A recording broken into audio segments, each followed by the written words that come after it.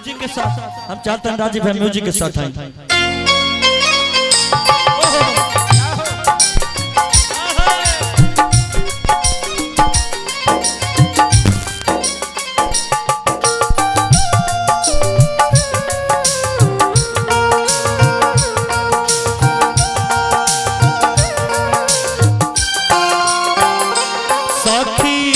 जननी की सैया गवैया रे सखी जननी की सैया गवैया रे फुहर पतरी गीत गावेले छछन करे जा मोरा देखनी ह जब से छछन करे जा मोरा देखनी ह जब से संगही नचनिया नचावेले फुहर पतरी गीत गावेले।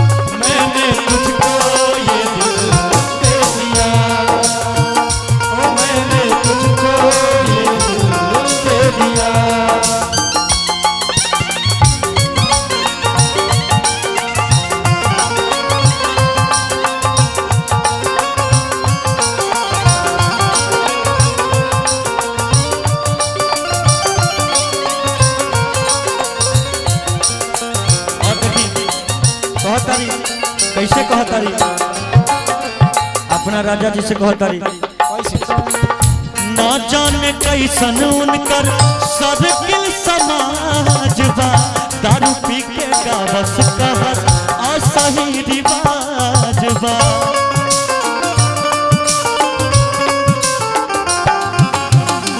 ना जाने कैसन उनकर सर्किल समाज बा दारू पी के गावस कहत ऐसा ही रिवाज बा।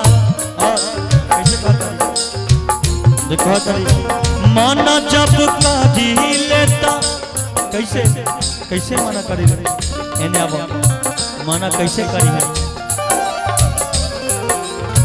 माना जब करी लेता कहले कि छोड़ दे माना जब करी लेता कहले कि छोड़ दे बेरी बेरी धमाकी देखावेले संगही नचनिया नचावेले। देखिए कहना है कि बहते हुए पानी में कंकर नमाज सावरे मन में हलचल सी मच जाएगी बाबरे हो बहते हुए पानी में कंकर नमाज सावरे मन में हलचल सी मच जाएगी बाबरी हो।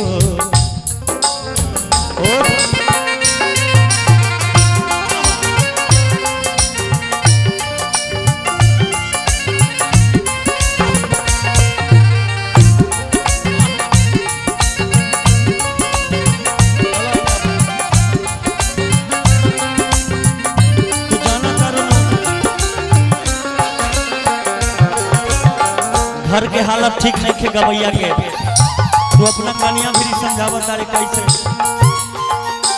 ये राजा जी मत करी सब छोड़ दी इस सब कुली काम गड़बड़ बा एक को से प्यार करी 10 को से मत करी प्यार देखिए कहाँ करे वाह क्या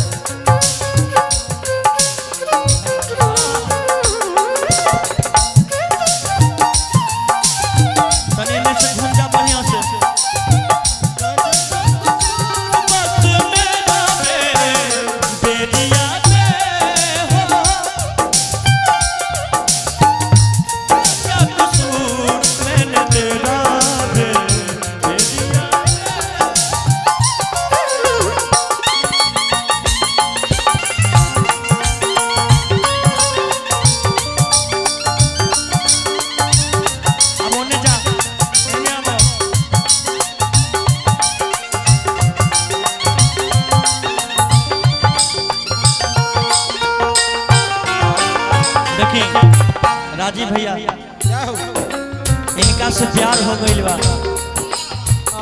तो उनको से छुपा के प्यार करे के पड़ी। एगो दिल केकरा केकरा पर लुटाई देखी कैसे कहता लइका कैसो कैसो जिया मोरा रहेला छछान के अपना बनावो तारे अपने मान से।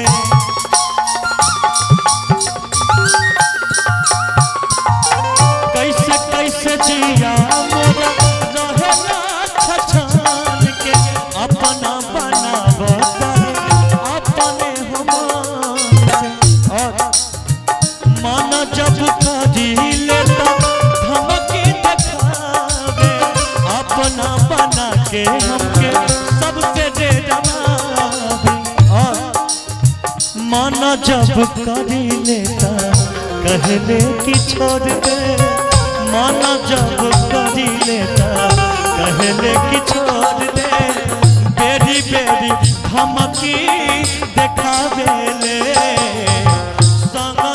नचनिया नचावेले का जाने कैसन उनकर अपना बनावल भिरी के अपना अलगा सतावल।